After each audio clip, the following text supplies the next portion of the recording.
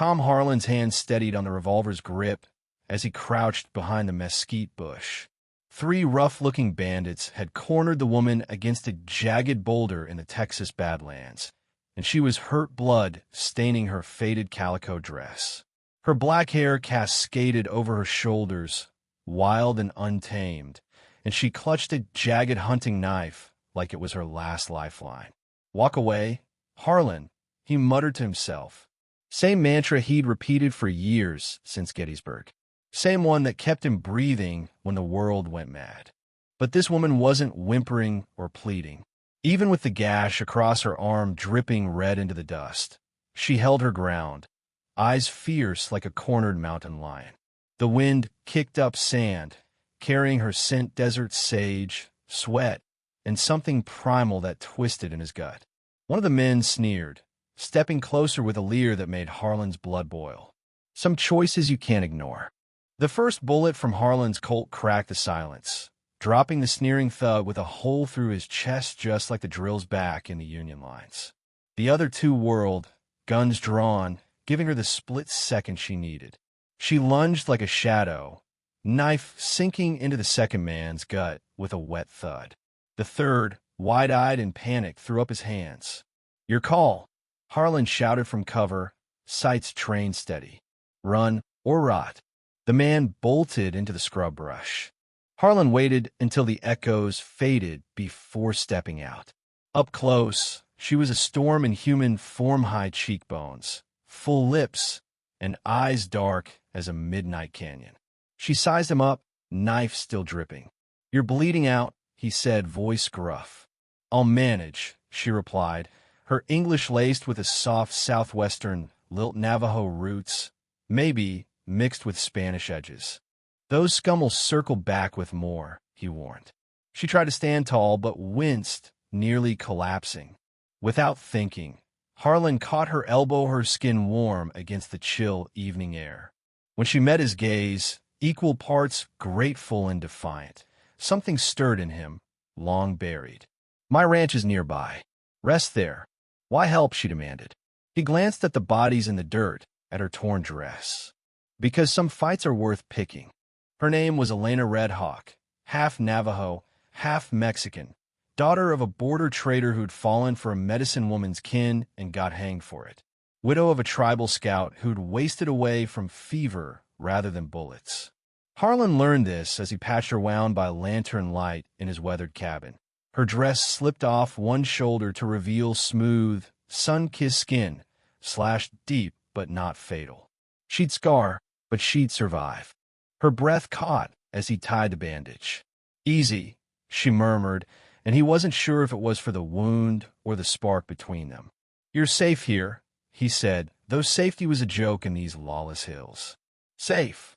She tested the word like bitter coffee. "Not since."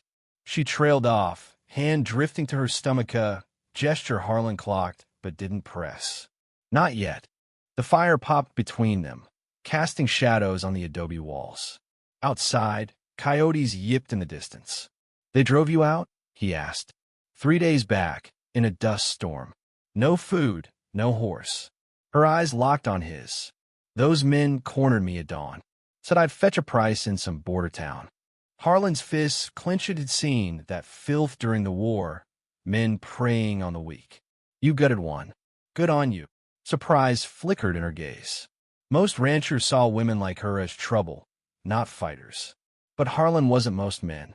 "You fought at Gettysburg," she said, not asking. His spine went rigid. "The way you shoot. Precise, no waste. Army scars." She leaned in, firelight on her face. "My husband scouted there. Came home broken." "We all did," Harlan rasped. "The ones who made it." "What broke you?" The question hung heavy. He could have shut it down, kept his ghost locked away. Instead, words spilled out. "Shot a kid, barely 15. Unarmed, just hauling a fallen comrade to cover. I panicked, put lead in his back."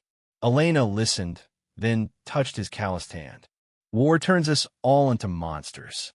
But not all monsters stay that way." Her fingers lingered, sending heat through him like cheap whiskey. When she pulled back, the air crackled. Outside, a howl-rose coyote, or worse. Harlan jolted awake to shattering glass. The survivor had returned with reinforcement 6 hard cases encircling the cabin in the pre-dawn gloom. Their shouts pierced the walls. "We know she's in there, Harlan. Hand over the half-breed, and you walk." He grabbed his rifle, heart pounding. Elena was up, knife ready, face set like stone. "How many?" she whispered.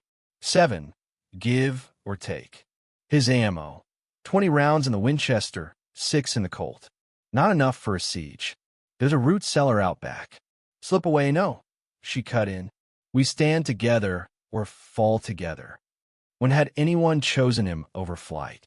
Her eyes burned with resolve, making his chest ache. "Can you handle a gun?" In answer, she snatched his spare shotgun, racking it smoothly. "My father taught me before the tribe, strung him up for loving my mother." The first barrage splintered the door. Harlan fired back, dropping one in the yard with a guttural cry. 6 left, Elena said coolly, taking the window.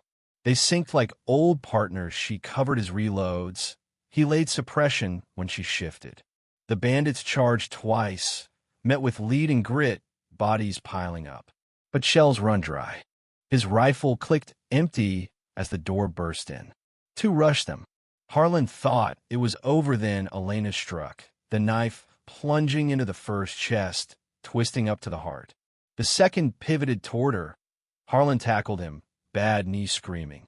They grappled on the dirt floor, Harlan's hands clamping the man's windpipe until the thrashing stopped. Silence fell like a hammer. Harlan staggered up, scanning the dawn through the shattered pane. Bodies littered the ground, no more threats. "Over?" Elena asked, eyes wild from the rush. They locked gazes across the wrecked room. Her hair tumbled free, dress ripped, revealing the curve of her neck, the rise of her chest. Desire slammed into him, fierce and untimely. "We're alive," she breathed, crossing to him. Her hand pressed his heart, thumb tracing his shirt. "I thought death had me."